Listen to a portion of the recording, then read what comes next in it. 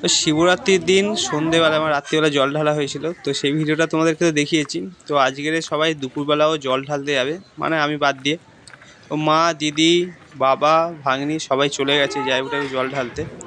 আমি কিনা লাস্টে গেলাম আর দেখলাম যে খিচুড়ি দেওয়া হচ্ছিল। আমি যখন কাছ থেকে বাড়ি আসলাম তখনও আমি কিন্তু এক পাতা খিচুড়ি নিয়ে গেছি, আর খিচুড়িটা খুব ভালো করেছে।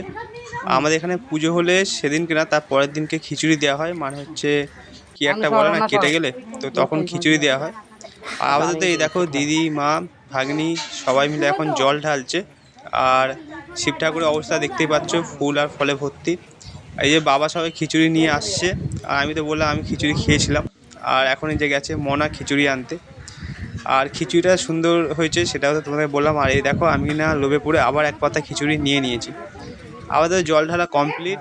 আর এই যে বাড়িতে এসেছি, এবারে খাওয়া দাওয়া করবো। আর এখানে তো দেখতেই পাচ্ছ পরোটা করেছে আর সাদা আলুর তরকারি।